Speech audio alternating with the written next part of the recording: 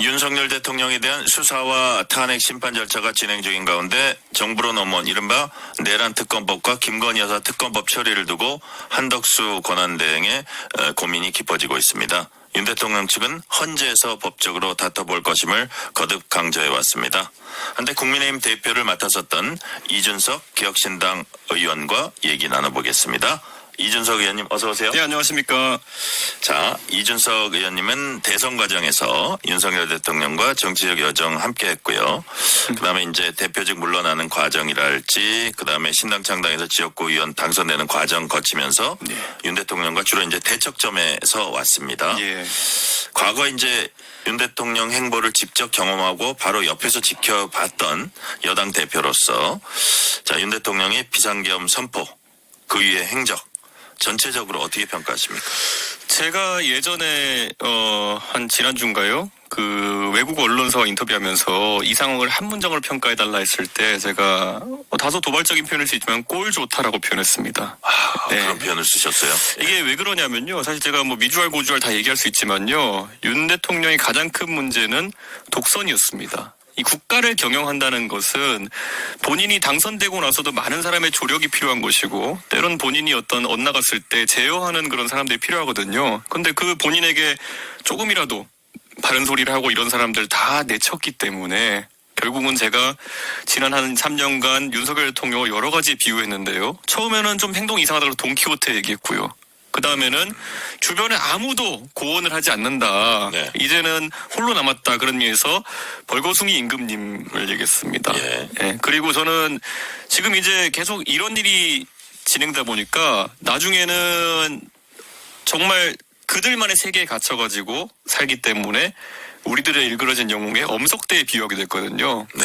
그때마다 많은 분들이 야 윤석열 대통령 싫어해서 그냥 아무거나 갖다 붙이는구나 이렇게 생각할 수도 있겠지만은 지금 윤석열 대통령이 보였던 행태 그래서 지금 보이는 행태가 딱 그 세 가지와 일치합니다. 가까이서 지켜보신 바에 따르면 그렇다는 예, 그렇습니다. 말씀이시고요.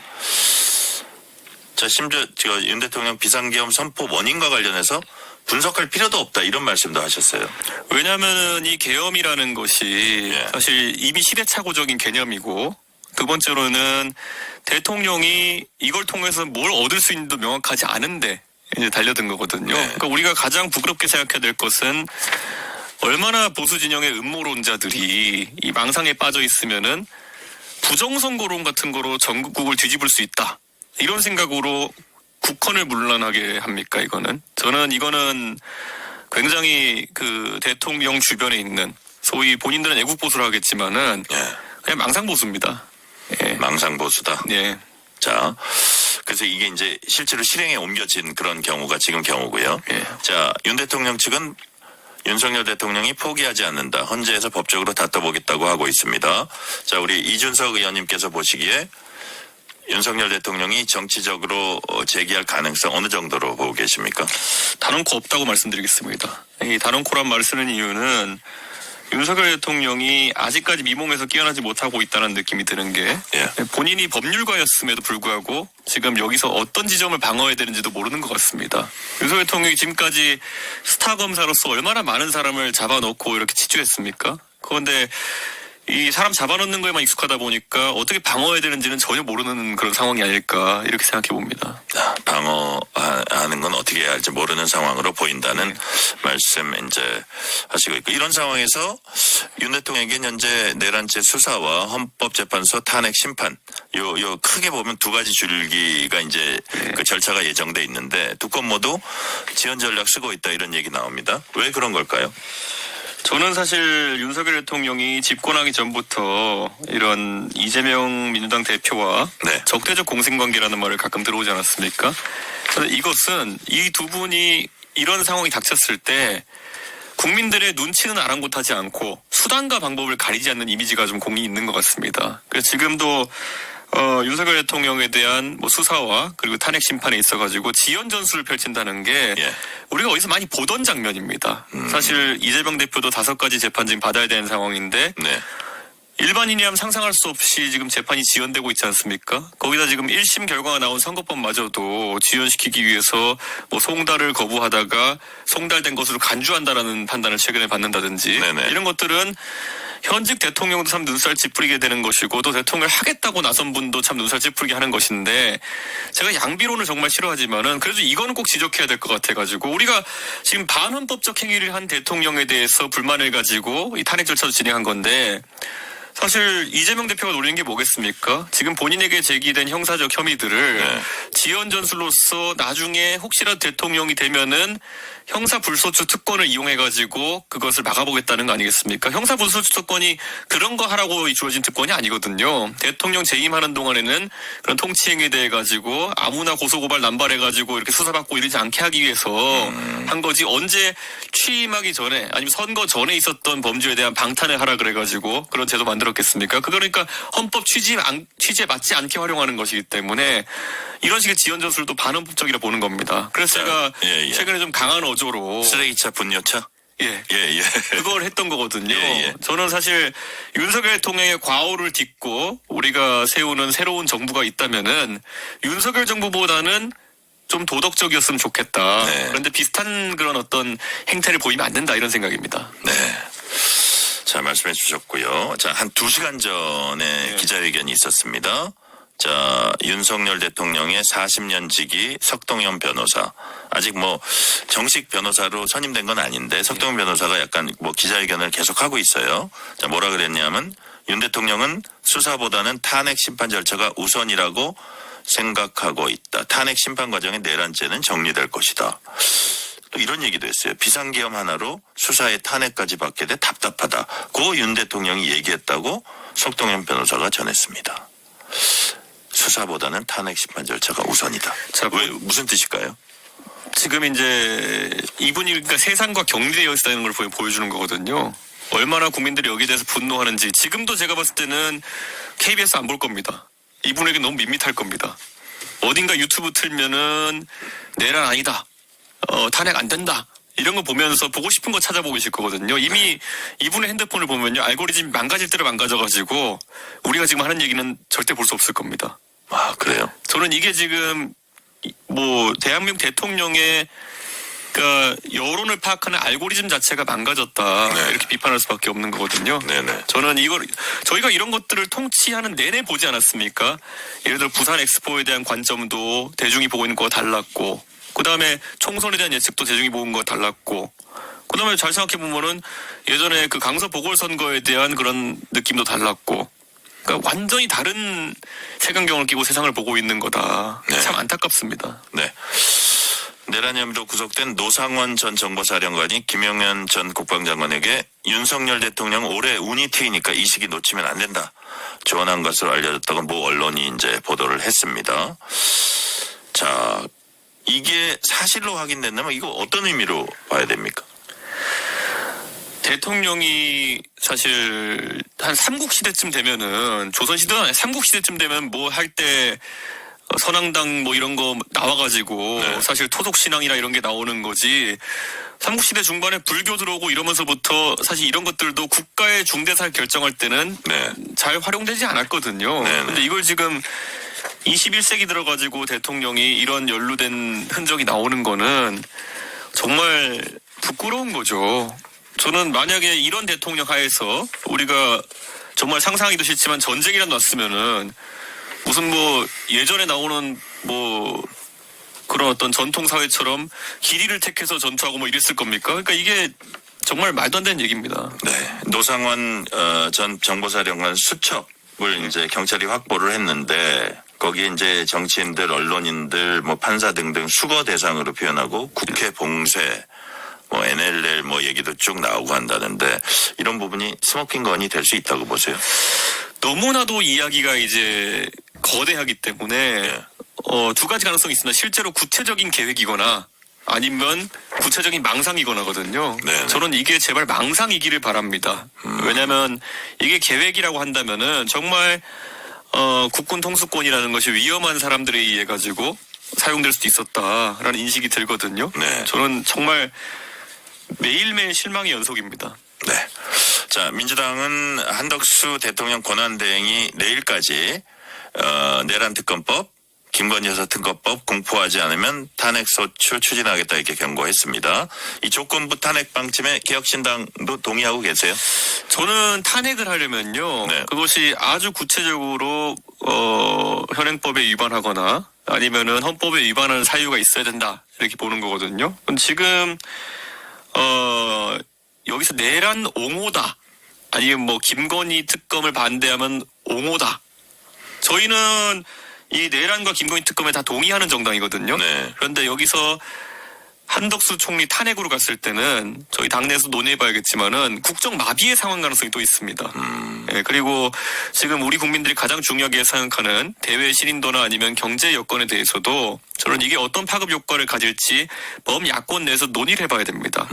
대통령이 탄핵된 거 하나만 그리고 대통령이 계엄한 거 하나만으로도 경제에 미치는 파급이 장난 아닌데요. 지금 미국에서 최근에 한덕수 권한 대행과 외교적인 이제 교섭도 하고 여러 가지 이제 논의를 하겠다 네. 이런 식으로 해외 국가들은 그래도 한덕수 대행 체제를 인정하는 분위기인데 네.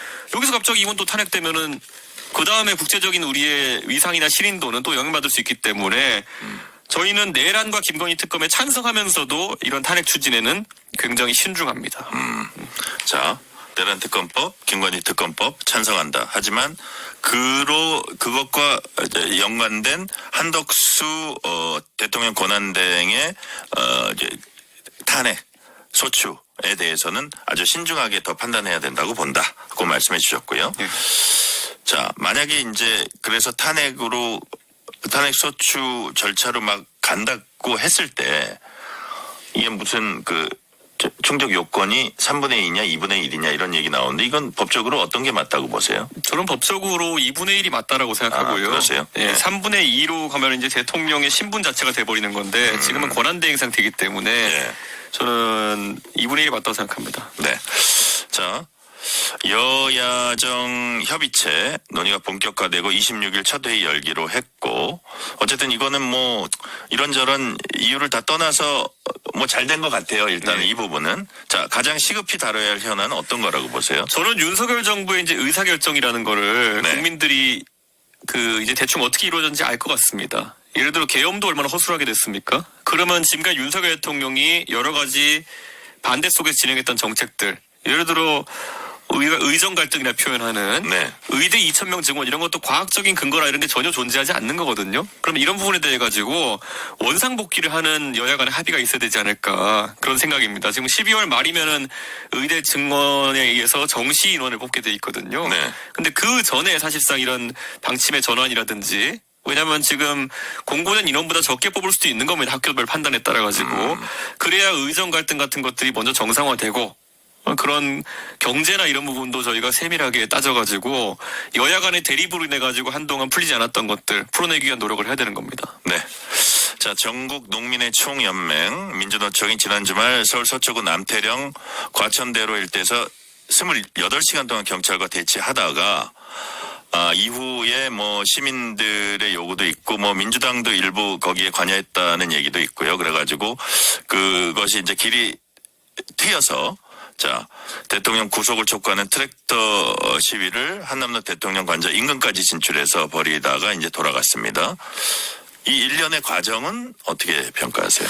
저는 주말이기 때문에 교통 상황이 뭐 출퇴근에 이런 상황이 없기 때문에 다소 양해되는 상황이었다는 판단을 하고 있고요. 네. 사실 저를 포함한 많은 사람들은 전농에서 이런 시위를 하는지도 잘 몰랐습니다. 그런데 경찰이 남태령을 봉쇄한다고 하면서 사실 이런 대립 또는 이런 어떤 대치 상황이 발생하게 된 것이거든요. 경찰은 어떤 규정에 따라서 그렇게 했겠지만은 자금의 분노한 민심에 대해 가지고 다소 유도리 있게 이런 규정을 적용할 수 있지 않았을까 하는 아쉬움이 있고 네. 이게 다만 이제 이 시위 과정에서 다소 우려스러운 구호들이 나온 것도 사실입니다. 그렇기 때문에 뭐 집회 목적엔 당연히 정치가 있었다 생각하고요. 네. 근데 지금 우려스러운 구호가 뭐죠? 결국에는 뭐 노래나 이런 것들 부르는 과정에서 제가 직접 언급하지는 않겠습니다만은 정치 세력화된 결국 진보당이나 이런 쪽에서 이런 시위에 있어서 상당한 참여를 했고, 뭐 당연히 전동은 원래 그런 성향인 단체니까요. 네네. 그런 것이 이념 갈등의 어떤 요소처럼 비춰지긴 하는데요. 저는 그게 어떤 이념 성향을 가진 분들이라도 시위나 집회에 있어서 항상 관대해야 되는 입장이기 때문에 네네. 이번에 경찰의 처사는 좀 아쉬운 부분이 있다. 그래서 여기에 이제 국회의원 몇 분이 가가지고 중재안을 만들어서 일부 챕터가 진입하도록 한 것, 이것은 뭐 적절한 타협안이었다 이렇게 생각합니다. 네, 적절한 타협안이었다. 자, 윤석열 대통령에 대한 탄핵 소추안이 국회를 통과한 뒤에 국민의힘이 심한 내용을 겪었습니다. 그 과정에서 한동훈 대표 지도부가 붕괴됐고 예상 못했던 최고위원 2명도 막 전격 사퇴를 했어요. 이후 비대위원장을 지금 선임하려고 그러는데 그것도 쉽지 않아 보여요. 일단 첫 번째 질문 드릴게요. 한동훈 대표 사퇴, 그 배경이 뭐라고 보세요? 저는 한동훈 대표가 본인의 좀 정치에 있어가지고 네.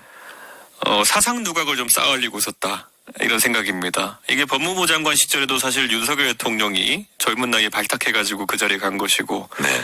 그리고 나중에 비대위원장 선임할 때도 당에 있던 사실 선배 정치인 김기현 대표를 윤석열 대통령이 억지로 끌어내리고 그 다음에 본인에게 큰 특혜를 준 거거든요. 그런데 그 상황에서 총선에 실적이 없는 상황에서 다시 이제 또 당대표에 도전하고, 근데 사실 내리막길에 들어선 윤석열 정부라는 걸 알면서도 본인이 자임한 거거든요.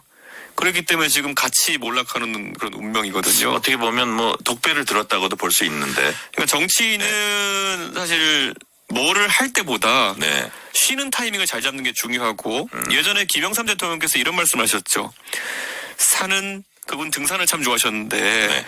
산은 오르는 것보다 내려가는 게 더 힘들다. 이게 관절 얘기하는 게 아니거든요, 이게. 네, 네. 그러니까 오르고 내리고 할 때 그 중요함의 비중을 이야기하는 건데, 오를 때보다 내릴 때가 더 위험한 건데, 네. 그걸 이번에 한동훈 대표가 좀 체감하지 않았을까 생각합니다. 네.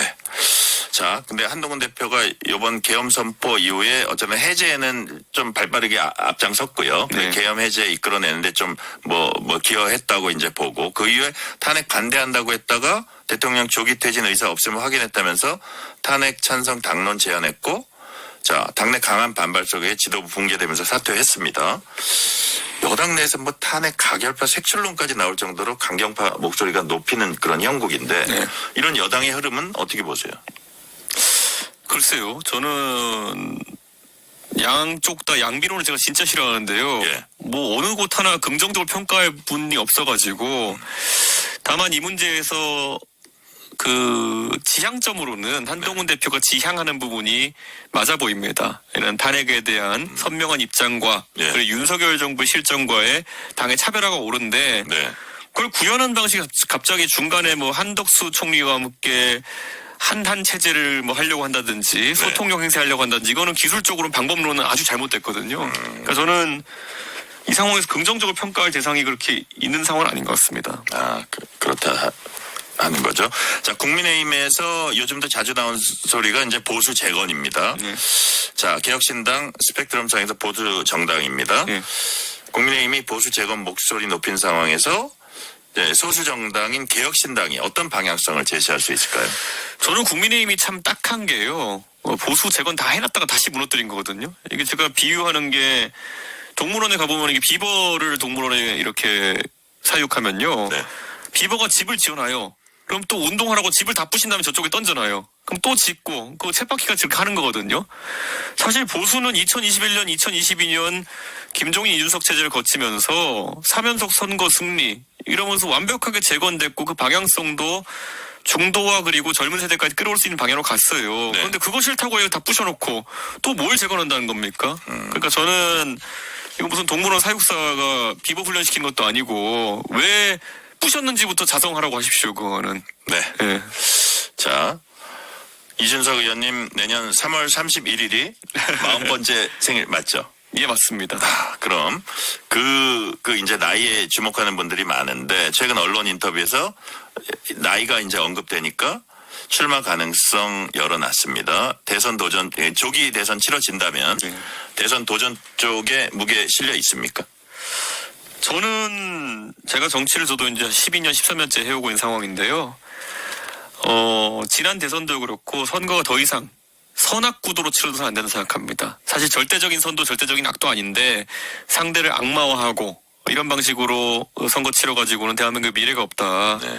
미래지향적인 아이템들을 들고 나와서 그걸로 경쟁하는 상황이 돼야 되고 저는 그거 잘할 자신 있습니다. 결국엔 대한민국의 교육 문제 아니면 뭐 과학기술 문제 이런 것들 시대에 맞게 다뤄야 되는 거죠. 지금 우리 정치하는 거 보면요. 사실 저는 매번 제가 과방위했지만은 KBS에 맨날 주문하는 것이 제발 누구 잡혀가고 누구 뭐 방탄하고 이런 뉴스를 아예 KBS에서 내지 말아달라. 대한민국이 지금 산업이 과거에 비해서 위태위태한 상황이고 우리가 언제 여수의 화학단지 그리고 포항의 철강단지 그리고 반도체 이런 산업들을 걱정했어야 됐습니까? 지금 네. 국제 글로벌 경쟁이 굉장히 치열한데 이런 것들을 지원할 수 있는 정치가 돼야 되는 거지. 누구 감옥 가고 방탄하고 이런 거는 정말 그들만의 리그에서 법률가 정치인들이 만들어낸 희한한 게임의 룰입니다. 네. 이제 어쨌든 대선에 출마하게 되면 새해도 중요하잖아요. 예. 제3세력 자리매김입니까? 아니면 보수 진영 전체를 아우르는 판짜기에 이제 뛰어드십니까? 저는 제가 국민의힘 대표를 해보기도 했고 저는 보수 진영은 재건이 아니라 네. 완벽하게 새로 시작하는 그런 상황이 될 거다. 그리고 그 안에서는 그리고 비우는 과정도 필요할 거다. 국민의힘이 저는 발전적 해체를 했으면 좋겠다. 이런 생각을 많이 합니다. 네. 왜냐하면은 뭐 개혁신당이 당세가 적다 해서 걱정하시는 분도 있는데요. 프랑스의 마크롱은 어땠습니까? 결국에는 국민들의 지지를 바탕으로 해가지고 대통령 선거를 이기고 그 다음 총선에서 다시 이제 새를 만들어가지고 여러 가지 개혁 정책을 하려고 시도하지 않았습니까? 네. 저는 그런 것도 가능하다 봅니다. 지금 자꾸 뭐 덩어리를 지어야 된다? 그거는 기성 정치인들의 자신들의 가치를 높이기 위한 이야기고요. 저는 새로운 판 짤 수 있다. 국민들이 도와주시면 가능하다. 이렇게 생각합니다. 자, 0184님이 안녕하세요. 이준석 의원님. 전에 롤 모델 버락 오바마라고 말씀하신 적이 있습니다. 여전히 영원한 롤 모델인가요? 저는 롤모델이라기보다는요. 네. 버락 오바마를 제가 2004년에 그때 미국에서 데뷔할 때 제가 대학생이었기 때문에 그 네. 연설이나 수사 이런 것들을 굉장히 인상 깊게 보고 예. 그런 부분을 담고 싶습니다. 그런데 모든 면에 있어서 오바마가 하는 것이 다 옳은 건 아니기 때문에 네. 저는 적어도 말로써 감동을 주는 정치 이런 면에서는 오바마의 그런 방식을 선호합니다. 네. 마지막 시간은 거의 다 됐지만 질문 하나 더 드릴게요. 예. 최근 윤 대통령 탄핵 촉구 집회 양상의 두드러진 특징이 젊은 세대들이 참여해서 뭐 즐기는 듯이 그 네. 집회 시위에 참여하는 모습들이 있었고 또 여성 참여도도 높아 보입니다. 자, 지금 광장에서 벌어지고 있는 일들 어떻게 평가하고 계십니까? 저는 전 세계가 우리의 민주주의 회복력에 놀라고 있다. 네. 이 평가에 동의하고요. 특히 여성들이 정치의 일선에 선다라고 하는 것은 그렇죠. 네. 전 세계적으로 보기 어려운 게 원래 시위라 그러면은 유럽 어느 나라나 그렇고요. 굉장히 과격하기 때문에 치안이 안 좋은 나라에서는 여성들이 참여할 엄두도 못 내는 경우가 있습니다. 그렇죠. 그런데 예. 역시 대한민국은 치안이 안전하게 유지되고 높은 시민성 때문에 현장의 관리도 잘 되고 이러기 때문에 이런 아주 독특한 문화가 발달하고 이게 또 대한민국 민주주의 하나의 모델이 되지 않을까 그런 생각합니다. 네. 오늘 말씀은 여기까지 듣겠습니다. 지금까지 이준석 개혁신당 의원이었습니다. 말씀 감사합니다. 네, 감사합니다.